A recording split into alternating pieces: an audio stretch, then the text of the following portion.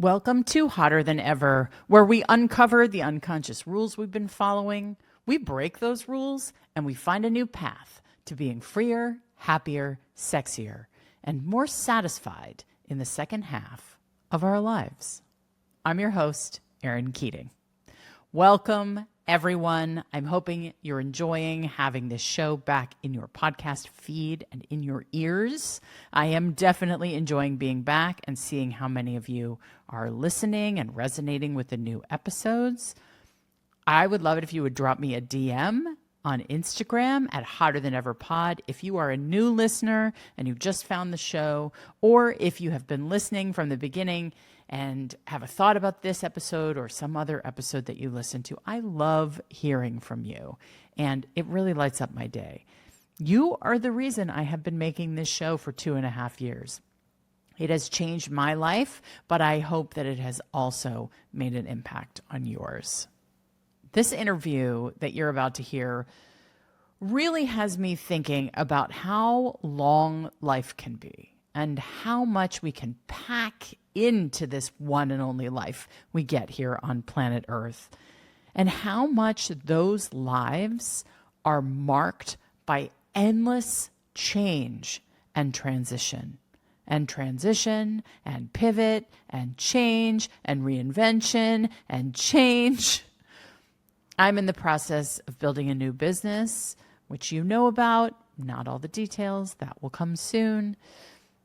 But I'm in the process of doing that on the heels of building the new business that has been hotter than ever, on the heels of building a television career that went from cable to streaming to mobile, from buying to selling, from executive to producer, and back again. I am struck by the agility that is required to survive and thrive in this complex and rapidly changing world. And we really need to give ourselves a little bit more credit for how good we are at rolling with things. You know, you would be well within your rights to have a complete temper tantrum meltdown every time something big shifted and you needed to make a giant life change. And sometimes that is part of the journey, to get all of the feelings of frustration up and out of your body. But then what it is that I see in the women around me is this incredible, thoughtful resilience, especially among women our age, women over 40, who have seen it all, who have done it all, who have taken life and this sort of endless change and transition by the horns and rolled with everything and just sort of said, you know what, I'll deal. This is something I really admire about my peers, and that includes you. I'm continuing to have to roll with change, obviously. I live in the world. I have a life. Life is nothing but change. So here's one example. In my life as a parent of twin 14-year-olds, they go to the same high school. I did all of the homework to find this school for them, and we researched it, and we went on tours, and I worked really hard in my goody two-shoes way to find and apply for this program on time, and they got in, and we all agreed it was a fantastic option. And they're there, and while they're thriving academically, my son is unhappy socially. It's not working for him. And even my daughter says, Mom, he's eating lunch in the library. And I'm like, oh my God, this is the kid who was meant to be the mayor, you know? So it's not working for him. And I would be well within my rights to have that temper tantrum alone in my room away from the kids, so they didn't worry about me about that. You know, I did so much work. I did everything right. I found the perfect place. This is so good for them academically, this award-winning school, et cetera, et cetera. But what I'm able to do is just be present to the fact that he needs to make a change. And we are going to have to be flexible about that. So we're looking at new places for him to go to school where it's going to be a better fit and he's going to be happier. Okay. It's going to be inconvenient for me. It's the places he's looking are on the other side of the valley. Okay. It's going to be inconvenient for a couple of years until they drive. Okay. You know, this is life. This is just life, right? I'm sure you have your own very recent examples of big changes, and I commend you for whatever change or transition or pivot you are rolling with at this very moment.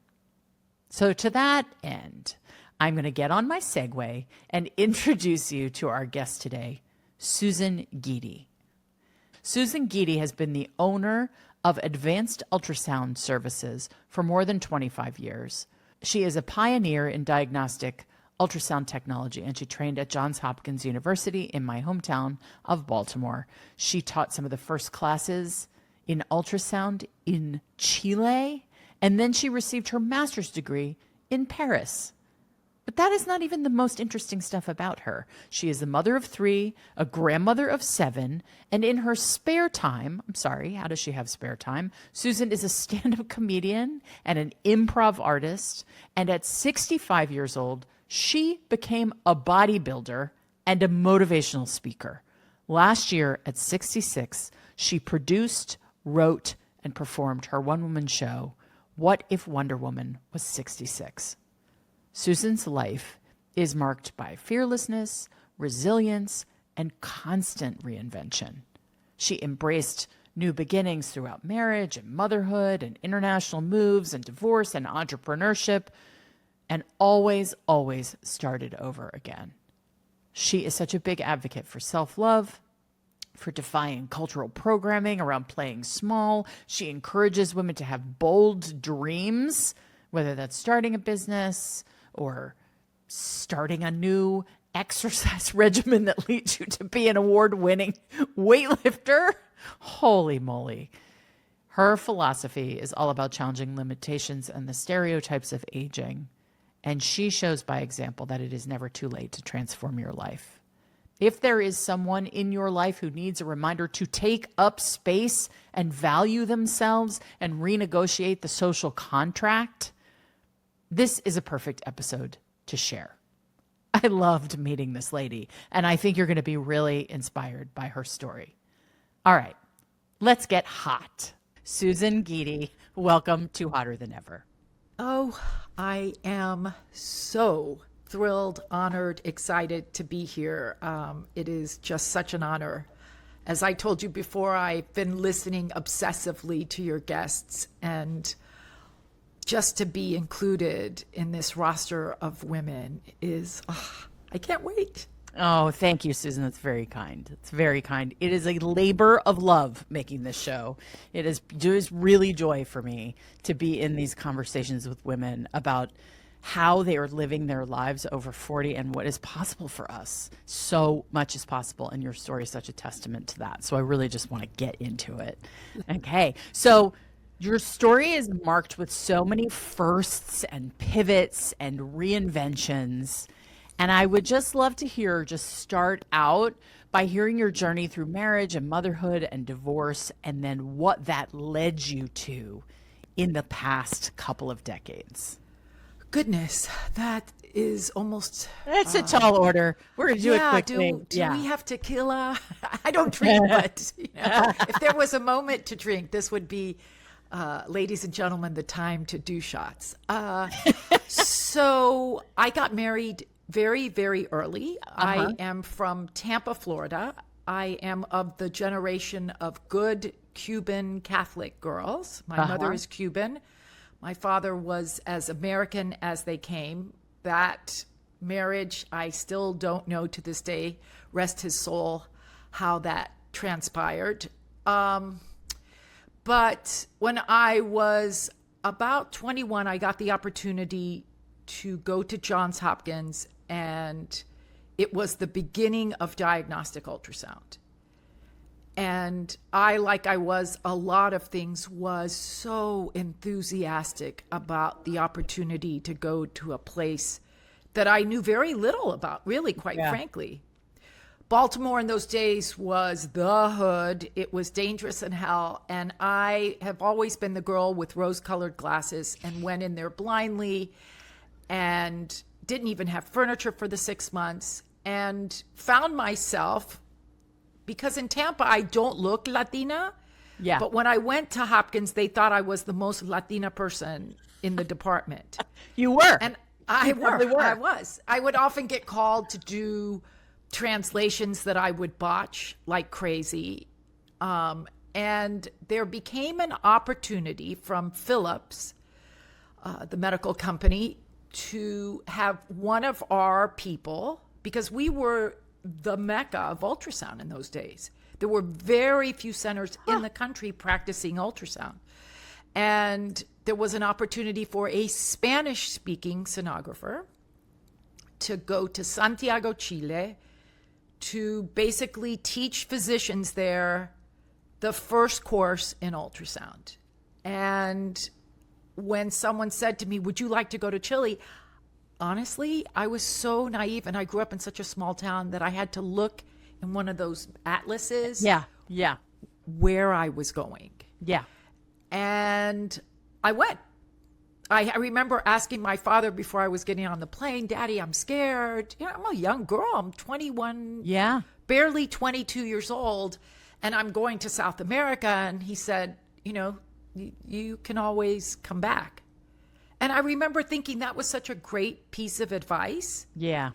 Because it made me feel safe. Like, oh, well, if this fails, so what? So off I go to Chile to teach what I was thinking was 6-7 courses in ultrasound. Yeah. By the time the course and the presenters sort of got around to saying, we need a course in this, we need a course in that, I was teaching physics and an introduction to ultrasound and in Spanish. And I was so cocky and so enthusiastic.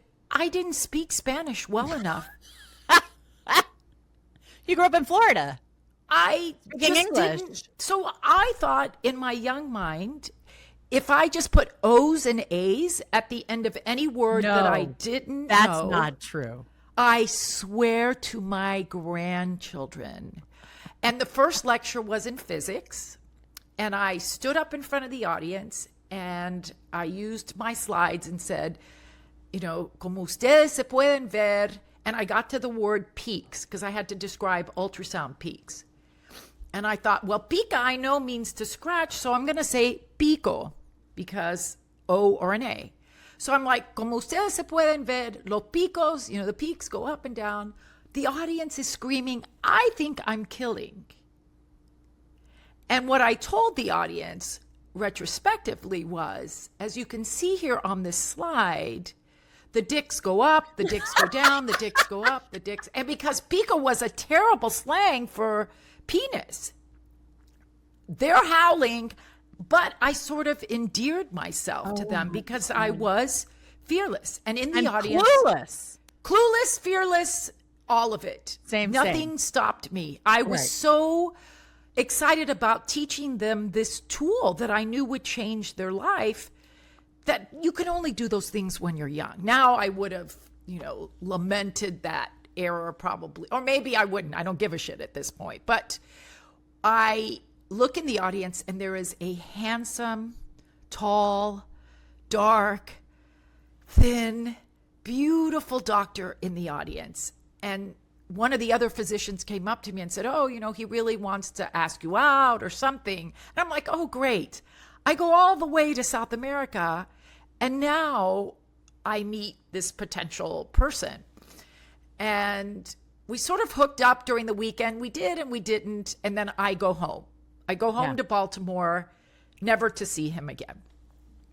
And then he calls me and says, I think he always had an agenda, that he wanted to revalidate his medical license in the United States. He was already a radiologist.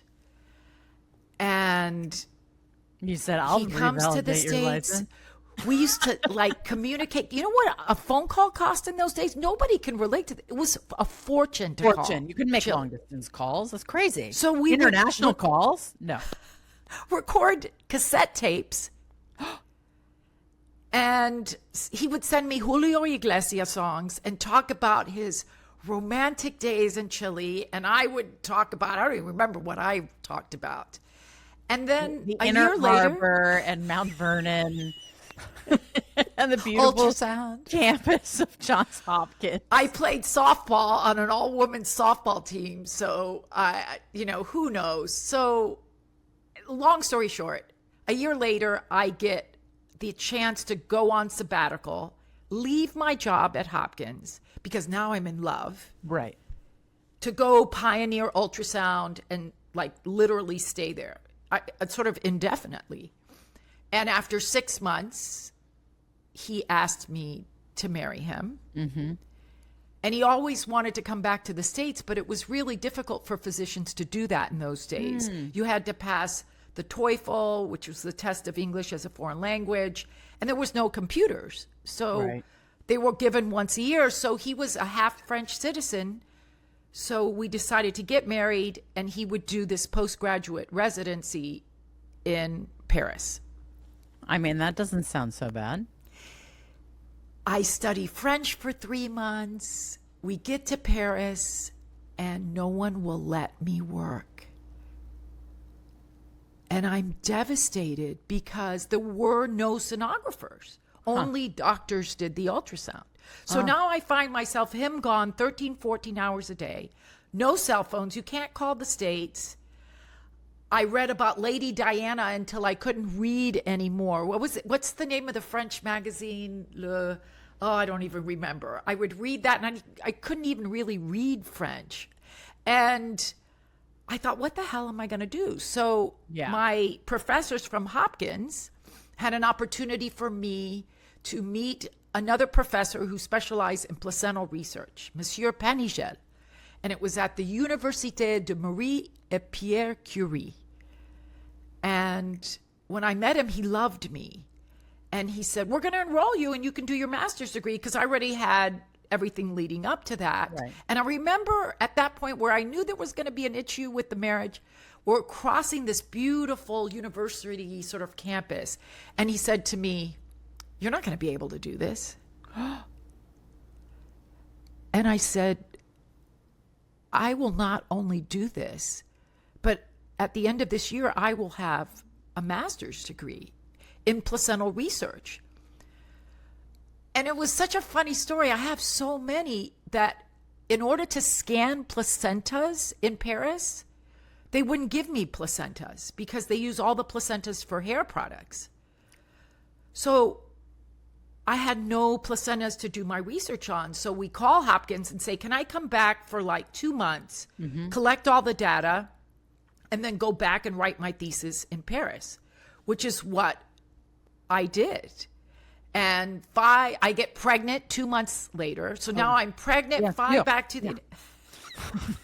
And I remember him telling me, you have to get, he talks like this, you have to get pregnant now because you're at the perfect age for getting pregnant. Your eggs are like perfect. And of course... How old were you? 23. I guess my eggs were at the perfect age. You were an infant. Yeah. And it was all about, isn't this what we're supposed to do? You know, sort of course I didn't even question it. I mean, isn't that the story of so many women's lives? That is so the reason that we have these conversations on this podcast, because we are all so programmed to do the things we think we are supposed to do. You know, even though you had a defiant streak in you and you were independent and you were willing to take risks, like, okay, yeah, I guess I'm supposed to get married. I guess I'm supposed to have kids with this handsome dude. So off I go to the States. I get all the data. I get, amazing data. I bring it back to Paris. 6 days before I deliver my thesis in French. And I was so proud of myself. And then we had an opportunity to go back to the States, where he had the chance to work at Hopkins. But now my alma mater, where I had trained, where I had done all this work, I wasn't allowed to work if he was on staff. So now I can't work there because both of us can't. So I stay home with the baby. Again, I find myself reinventing myself. So this sort of became what I got really good at. Oh, start all over again? No problem. Okay. And then he had to go back to Chile. Yeah. And Chile in those days was dictatorship, not unlike perhaps what we're facing here. And Pinochet was in power. Yeah. And we go back to Chile. And now I have this baby, no job again. And we find ourselves making our lives in Chile. But Chile was so tough in those days. We were under a state of emergency. We had to be in the house by 5:30. Have you heard of the women? Like Sting talks about this, los personas desaparecido, the disappeared, the banging the pots. When I got pregnant the second time and I went into labor, you had to walk out on the street like this. If you were out of the house at 8 o'clock, there were machine guns and raise your hand to say, You're having a baby. Yeah. Wow. Wow, Susan. It's so wild what you lived through at such a young age. I mean, it's amazing. So let's fast forward to you got back to the States somehow. So we decided we're just not making any money. Yeah. I live in Tampa. We had some connections from Hopkins who had moved to Tampa. And my former husband gets an opportunity to redo everything, sort of his residency here, which was a big opportunity in one of the hospitals that I grew up with. So in 1985, we moved back to the States. 2 babies, married, 1 car, no money. And I get a job running the local community college ultrasound program, which nearly killed me. It was like 80 hours a week. He's a full-time resident, and fast forward a year into us living here, and it's really tough. We drop the babies off at 6 o'clock in the morning, come back at 6 o'clock at the night, make dinner. It was just one of those things. I remember I would cry because my second daughter would be the last baby we would pick up, while they're like rocking her. So a year later, all of a sudden, one night he doesn't come home from the gym.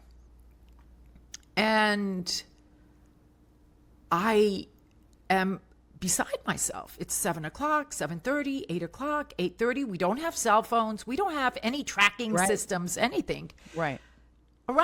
I get in the car driving around, like, what was I going to do? And then about 10 o'clock in the evening, he comes home super, like, sheepish and sort of shamed, but I can't figure out. Long story short, he's had an affair at the gym. He's been seduced by a man in the gym.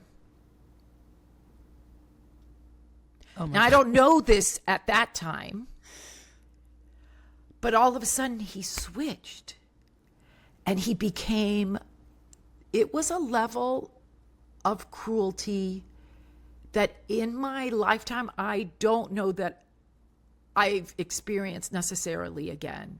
He would say things to me like, I'm going to leave you and I'll visit you and the kids during the weekend, but all the other residents are single and I need to be single. And I always described myself in those days as thinking that I had the perfect life. I married a doctor. We had 2 beautiful kids. I mean, we didn't have a lot of money, but we were on our way to having a good you were building life. a life together. Yeah. He seemed to be this, he knew how to cook. He kept the house, maybe a little bit better than what I was going to say, because he's gay. Yeah. And I remember, I never did this again, but in that period of time, I remember getting on my knees and just begging him, don't leave me. I love you. What could I do? Until I realized what was happening. And remember, too, the other thing, this was the peak of AIDS. Of AIDS. Absolutely. The peak of AIDS. Well, long story short, he sort of breaks off this relationship. I call our psychologist and said, I've gone to you for 6 months and you never picked up on this. What the hell? Now I have to call like the AIDS hotline. And he never confessed basically what he did. And we sort of just forgot about it. He, said he never was going to do it again, but he never really fessed up to anything that he was doing. And I just went with it. I'm like, okay, there's nobody I can tell. Because in my Cuban family, There's no gay. There's no gay. You don't leave your husband. And I joke, this is part of the reason for the comedy, was that one afternoon I was despondent. It was the only time in my life, Erin, that I lost weight because of stress, because that doesn't typically happen. That has never happened. I gain weight with stress. My best friend gets super skinny when she's stressed. I'm like, that is so unfair. The only time I lost weight, and I remember being in the kitchen, and my mother would come, and she lived down the street, and she would come and like criticize me every afternoon and then take off. Well, this afternoon she comes in and I said, I'm going to be vulnerable and tell her that we're having issues. So I said, Mama, I think we're having problems. And this was the beginning of her incredibly supportive advice. You know what your problem is? That's how she talks. You don't cook or clean enough. You don't cook or clean enough. This from the culture of women that like save the meat for the boys, right? Right. If you only cooked and clean enough, like I don't do the laundry today, your husband will be gay. Right. It's a matter of survival for that generation, though, right? They had no financial agency. They had no ability to like say, fuck this, I'm out on my own. I'm going to do my own life. Like, your generation is the first generation of women who actually had the ability to support themselves and say fuck the cooking and cleaning, or like, let my gay husband do the cooking and cleaning. Exactly. Yeah, but it doesn't excuse her being horrible to you. But she didn't. Why it came from that, She loved him. She adored. I think she wanted to be married to him, and so now I stay married for 20 years. 20 years. I remember telling my sister, and my sister's like she loves Trump, that Christian sort of, we grew up Catholic, but it's all steeped in Christianity. And she said, why don't you just put on a French maid outfit? I'm like, unless it has a dildo underneath the skirt, it's not gonna happen. I was gonna say, unless you can make the dicks go up and down. Like, what would be the point of that? And so I just found myself, and everybody said, why did you stay? But all of a sudden, I just thought, I have these 2 kids. They didn't ask for this. This is what I was programmed to do. This is what we do. Right. I obviously am not going to have any support anywhere. And he says he's not doing anything. Right. Come to find out, he was a pathological liar. He was a malignant narcissist. He was a genius. And I woke up one morning and said, no mas. No mas. How old were you when you said no mas? 40. So 41, maybe 40, 41. And I just decided, I prepared for almost 3 years. I interviewed lawyers. The first female attorney that I interviewed, I remember going to Macaroni Grill. We sat at the table, and if you know anything about Macaroni Grill, it has a big white paper tablecloth, and they give you crayons for the kids. And those are at the table when you sit. And I always do a German accent when I do her. She was like, I told her what was going on. She goes, oh, darling, why don't you stay, darling? Just have an affair. And I had the crayon in my hand, and I remember where she couldn't see, I was just going, fuck you, fuck you, fuck you, because everywhere I turned was this message of like, stay in line. You've got it made. Yeah. Take one for the team. Just put on a French maid outfit. Cook or clean some more. Get him Christian counseling. My sister literally believed that he might undergo Christian brain conversion therapy. Yeah. Yeah. He was never that going worked. to. No. So that is the fast forward to me finally deciding I couldn't do it anymore. Yeah. I had another child. I always say it must have been the Immaculate Conception. I must have ovulated on day 6. And literally, I do find myself a bit spiritual, and I do think that it was the universe's gift or God's gift to me, because the minute I got pregnant, I thought, he's going to save me. He's here for a reason. And that baby boy turned out to be really such a gift. I was 35, advanced maternal age. But I pretty much raised him on my own. I mean, the girls as well, but the girls were 9 and 11, so they were older. And I found myself at 41, a single mom. The entire world deserted me, as I thought it would. The community of physicians, done. That was amazing to me, Erin. And I was the one who was essentially cheated on. Right. But they chose him. Oh, when I tell you I could have gotten this close in front of them, people that had come to my house for dinner, I was friends with their children, we had gone to parties and conferences and things together, would look at me and just pass me by. And I just thought, am I in the twilight zone? What is happening? Right. And it was then that I realized I needed to do some big things. It was now or never. And that was when I decided to take a chance on myself. Ultrasound was going the way of corporate medicine. And I did women's health. I worked with one of the top reproductive endocrinologists in the world. And so I knew that women were getting the short end of the stick in medicine. We were scanning sometimes 20, 25 patients a day. And I thought, I can't talk to them. I can't do cutting edge ultrasound. This is crap. And 3D ultrasound was just beginning. And I was doing 3D ultrasound. So I took $80,000 of my divorce money, because now we had money, and bought, some people buy a car, some people buy a fur.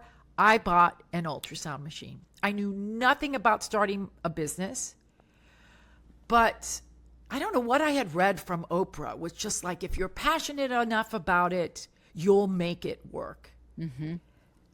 And now, 26 years later, I'm still running this beautifully successful practice that allows me to do this labor of love and treat pregnant women and women.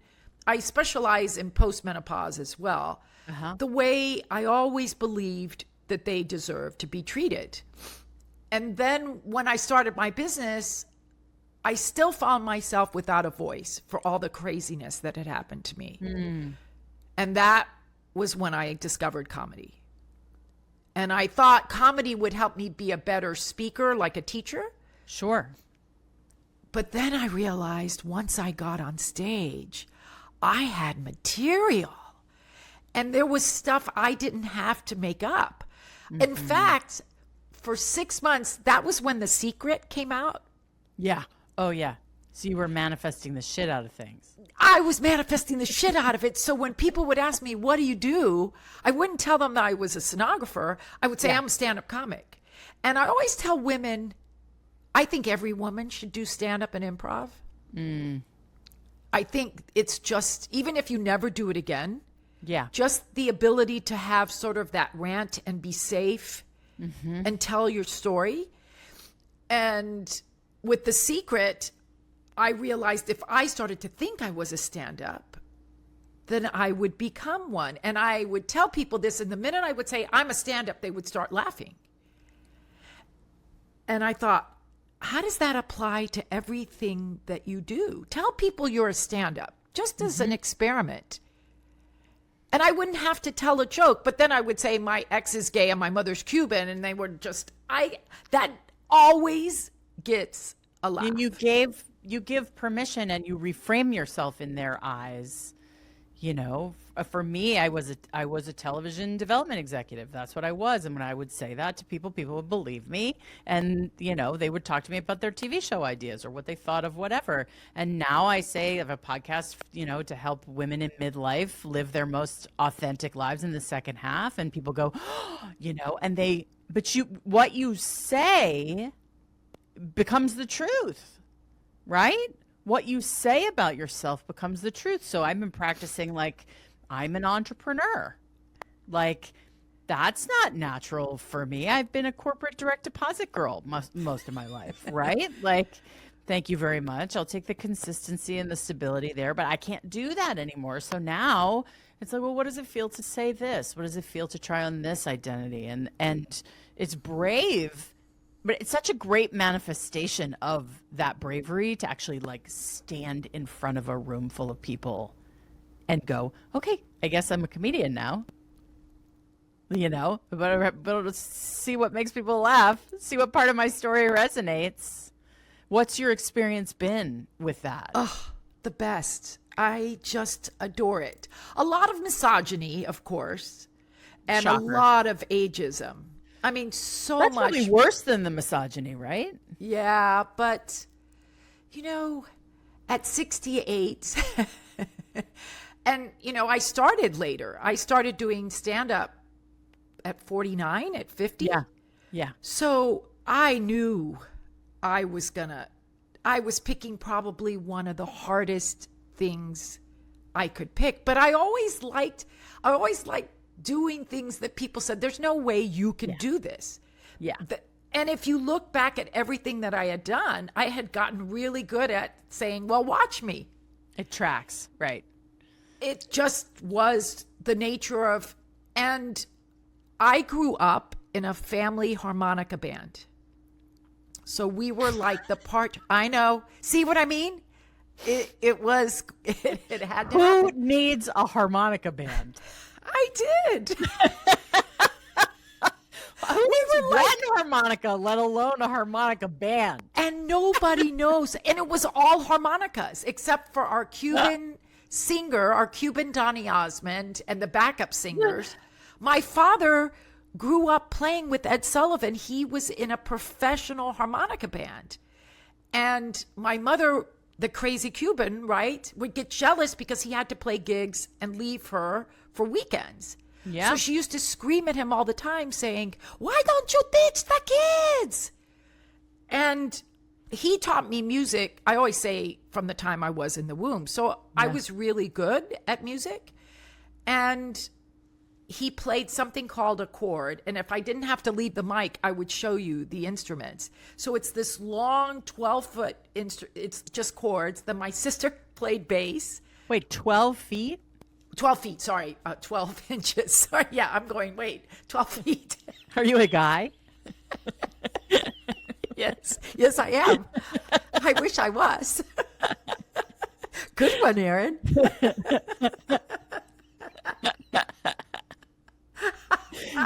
Oh my God, I'm sweating. We could end, that's a microphone drop right there. We could end the whole podcast. No, because we got to talk about bodybuilding. Anyway, so the chord, the bass, and I played lead harmonica. We traveled all over the country. My mother made the costumes. You know, my father would say when I would get on stage that I was a ham. And so I had maybe that voice in my head that said, once you get on stage, it's my happy, happy place. I know some people are scared shitless. I found that for the first time I was safe because I spent so much time being the good girl and compliant. Yeah. And when I got on stage, I could curse like a sailor. And I started doing that in my 40s. Yeah. Oh, you never cursed until your 40s? We weren't, I mean, I was the doctor's wife, you know. Yeah. No, you were I playing had the it roles. in me. Yeah, you were playing the roles. Yeah. But then, I mean, fuck became the most empowering thing. I loved it. And I tried to be a clean comic. In fact, I still know that being a clean comic is harder, but I still use language because I just found that to be just sort of my awakening. Well, if it expresses something that you were never able to express, if it makes you feel free, like when I first started the podcast, my dad listened to it. My dad, who has really curses, I grew up with like a really foul-mouthed dad and very verbal, very quick.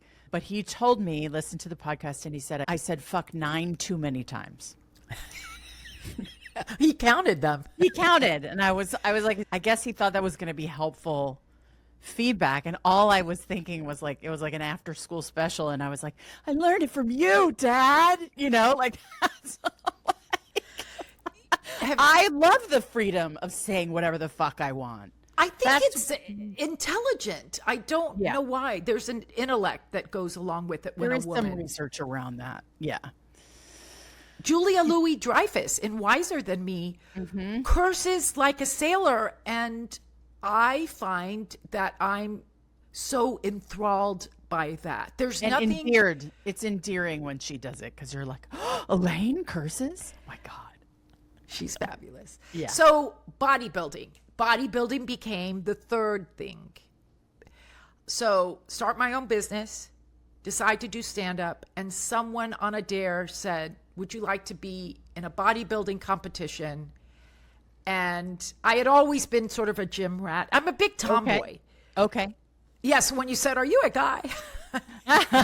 You were just bragging about the size. And I said yes at 47, single mom, running this business, diet for 20 weeks, work out 3 hours a day, and fucking win. I won it. Pose on stage. What was it that you won? What was it that you won? Whatever, the figure competition. I was first in my class at 47. I even beat out 30-year-olds. Oh my God. And you're in a bathing suit that fits in a baggie. You get spray tanned, and if you've never been up, right? It's the spray tan. The spray tan that you're never prepared for. Oh my God. The professional spray tan at 4 a.m. in the morning with like 17 other women. It's like going to the gynecologist with 20 strangers, you know? Because they really got to get in there with the spray. Oh, and they don't give a shit. Like when I got spray tan, and I'm the old woman, right? So it's like two women, and I feel like they should have cigarettes in their mouth. They're like, yeah, you know, I went out with Johnny. Turn around. Yeah, turn to the side. Oh, get the roller. Because on like an old woman's ass, the spray tan drips off the back of your ass. So they have to fucking get a roller to like catch the drips. And I'm thinking, what the fuck am I doing? But I won. Now, fast forward a bunch of years. My son is living away from home. He's in his third year of medical school, and the pandemic hits. I'm now in my early 60s. I feel as about invisible as I can possibly feel. After that first bodybuilding competition, I wasn't coached through reversing out of it. So I gained weight, I developed thyroid disease, I went through menopause. And so now I'm sort of this invisible improv stand-up business owner. And I would say sometimes being heavier was a bit of armor. You know, there's a lot of protection in that. Oh, that's my story. My whole life. Like, you know, carrying 30, 40, 50 extra pounds. Because it's kind of like, don't look at me. Don't think sexual thoughts about me. Don't. And then I'm like, why aren't you looking at me? Why aren't you thinking sexual thoughts about me? It's like, and really only since my divorce. I mean, I always was on a yo-yo every 10 years, would lose a whole ton of weight, and everyone would be like, oh, thank God you fixed it. But really this time, post-divorce, I am living in my body in a totally different way. It's totally, my physical transformations come from the inside out and not from the outside in. And so I hope that that means that I get to keep it. Well, and if you don't, you know, you may find yourself in a different place where you'll do it again. I mean, sometimes I get a little pissed that in order for us to make sort of an impact for women, it has to come with weight loss, you know? Yeah. For me, it just happens to. And for me, I'm my just whole that life. Typical story, you know? Right? Yeah. So I'm overweight. My son decides, so it's February right before the pandemic. My son decides to do a medical mission trip in Haiti. And he said, Mom, he was living in Watertown, New York. He goes, I'm going to spend a couple days with you in Tampa, and then I'm flying out from Tampa to Haiti. I don't know anything about the trip, but he's a grown-ass man, so I'm thinking he's going with Doctors Without Borders or something. When he comes home, it's late February 2020. I realize he's going with 3 other people. He's funding this himself, and he's super naive. He's brilliant, but on the other side, there's like a dumb part of him. This was the dumb part. He's going in an Indiana Jones plane to fucking Haiti. And Haiti, if you looked, which I had not done any of it, thank God, was like the most dangerous place you could go almost in the world. Oh, 100%. For a white boy, right? And off he goes. And 10 days later, Trump closes the borders. Haiti closes their borders. And this sweet baby boy who was the love of my life, I don't think I've ever had a crossword with him, is stuck in Haiti. And I lose my mind. And I think, I'm not going to get him back. I'm going to have to go rescue him like a cowgirl in Haiti. And I remember one moment in my room just crying, screaming, going, God, I promise you I'll make good on this. Universe, whoever's listening, if I don't have to go rescue him, I'm going to give something back. I don't know what it is, but I'm going to do something big. And that began my physical transformation. I found an older woman named Joan McDonald. Her handle on Instagram, she has at 79, she has like 2 million followers. She just did a commercial with Lululemon. Oh my God. At 70, she transformed her life. And her daughter was a bodybuilding coach and posted, that's what went viral, right, her transformation. And I looked at her and she looked like me. And I was 63 and I thought, if she can do it, I can do it. And so I applied to the woman. It was called the Wonder Woman. And that's the funny thing is Wonder Woman has followed me throughout my whole life. And I didn't get in. And then I applied again and I didn't get in. And now is raging the pandemic. And I just thought, I don't want to finish the pandemic being worse off than what I was. And then I got in December 2020.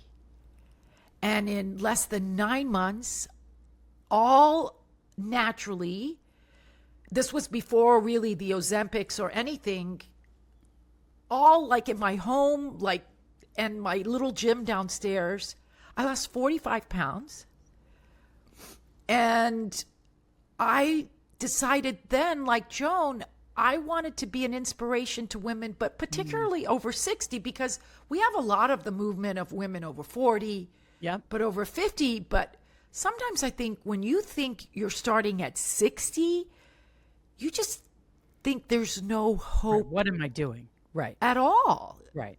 You know, because look at J-Lo at 50, they look amazing. And Jennifer Aniston, all of these women are still, you know, early in it. But if you're starting, you've decided there's no hope. Like you're post-menopause. And I didn't take hormones. I didn't take anything. So I decided, can you build muscle at this age? Can you lose the weight without taking it? And it's okay to take whatever you want. Yeah. I just wanted to say, is it possible to just put the hard work in? And then I did a photo shoot, the first photo shoot I'd ever done in my life. And once I did that fucking photo shoot, I decided I'm going to do the bodybuilding competition that I did 20 years ago again. The same competition, the same everything. The same spray tan. That was with the 20 women that I kept looking at all their naked bodies, and they're all young. Right. There was one moment, though, Erin, as you have to put on your bathing suit in these like shitty bathrooms, right? And you're with 30 other girls, and we're standing in the one mirror, and it's before we're ready to go on for the evening show. And I'm standing in the mirror with like 30-year-olds. And I looked in the mirror and thought, damn, I can hang. Look at me. And then I told everybody at this fucking competition, I was like, I'm 66. I'm 66. I'm 66. Look at me. I made friends with everyone and I won that show. Now there was probably because there was no one else. No one else in your category. There was no age category for me.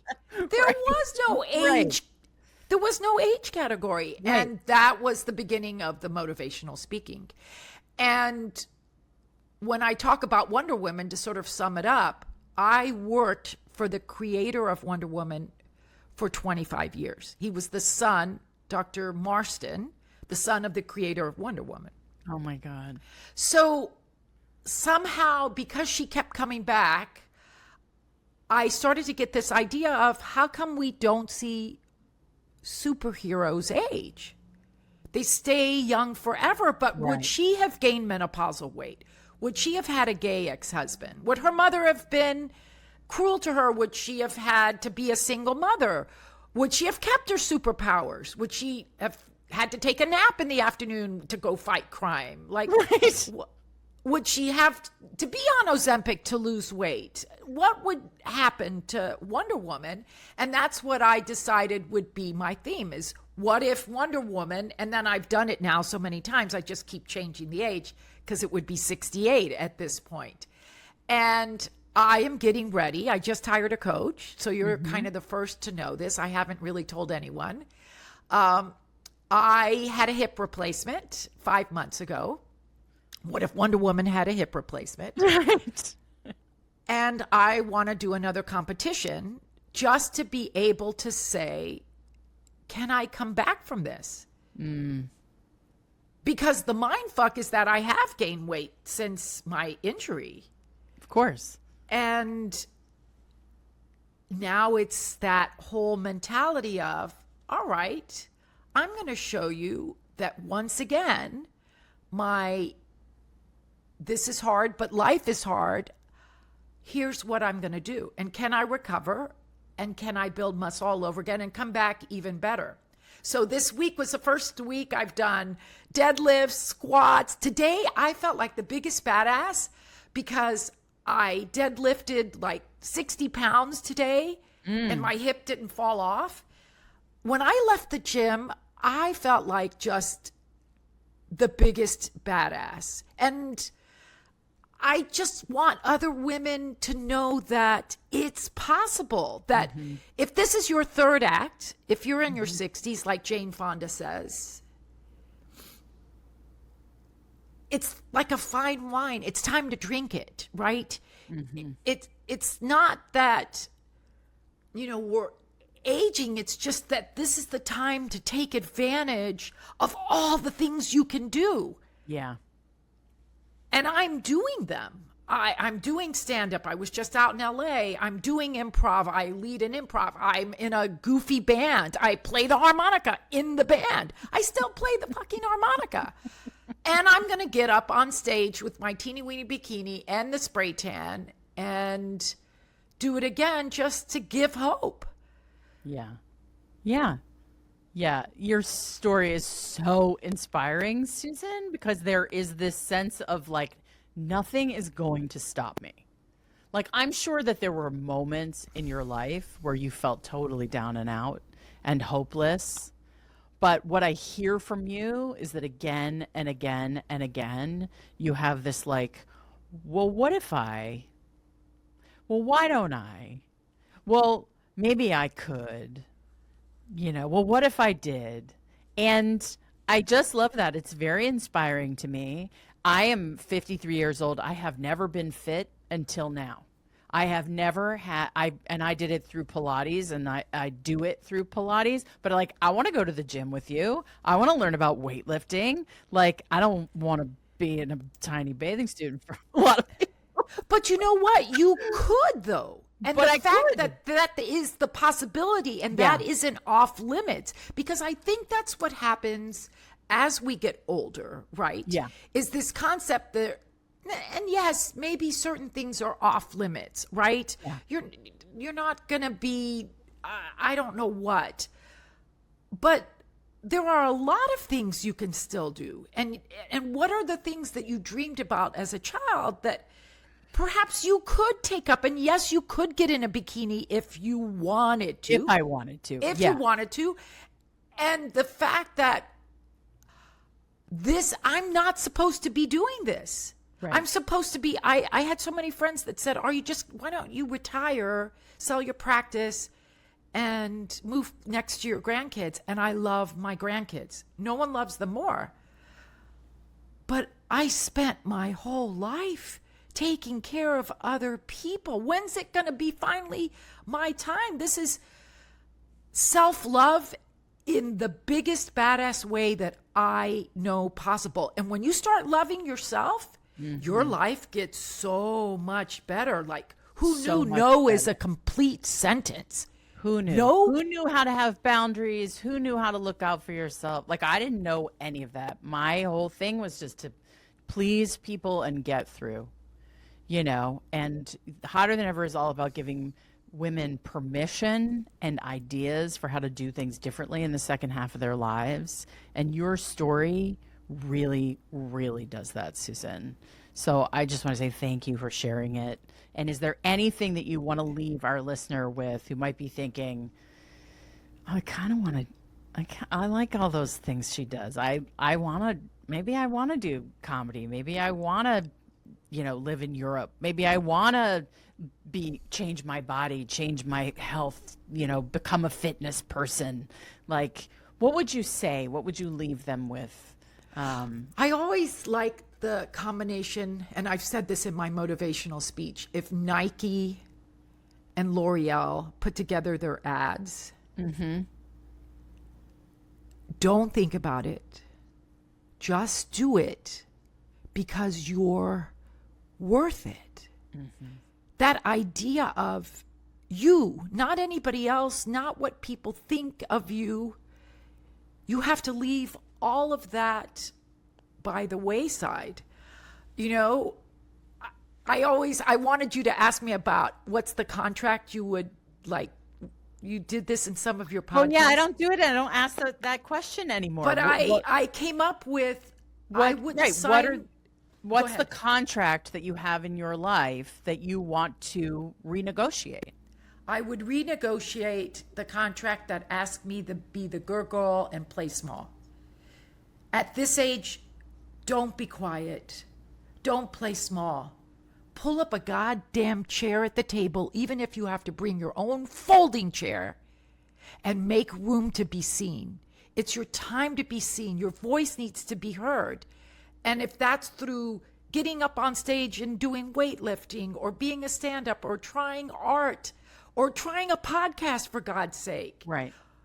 And I'm an example of an ordinary person. I'm not a celebrity. This is a regular Joe who just didn't yes, there are times that I'm down, but I didn't let it stop me. You're never going to let it stop you, Susan. No. I can feel it. I can feel it. Thank you for coming on today. Oh, Thank I you adore for you. sharing your story. You're wonderful. I've really enjoyed this. I'm sure our listeners have too. Take care and send us some pictures from the next competition so we can put it on You'll have to have me on post spray tan. Absolutely. Absolutely. Love you. Thanks. Love you. Thanks. Thanks for listening to Hotter Than Ever. I hope you enjoyed this conversation about a life well lived, reinvention, bodybuilding, international love affairs, and becoming Wonder Woman. If you found yourself thinking, oh, this is a good one, this woman's story is not to be believed, please share it with a friend right from the podcast app you're using at this very second. Do it now. Now is always the best time. Don't write it on a Post-it and think, I'm going to get to it later. Cut out the middleman and just find the link and send it off. Easy peasy. Hotter Than Ever is produced by Erica Gerard and Podkit Productions. Our associate producer is Melody Carey. Music is by Chris Keating with vocals by Isa Fernandez. Sometimes I wonder when I'm going to start doing weightlifting. Like, it feels inevitable, right? I see people go out on walks with their heavy weighted vests and everyone's talking about bone health and bone strength and bone density, and you really need to lift weights in order to age well. God, okay. All right. I'll put it on the list.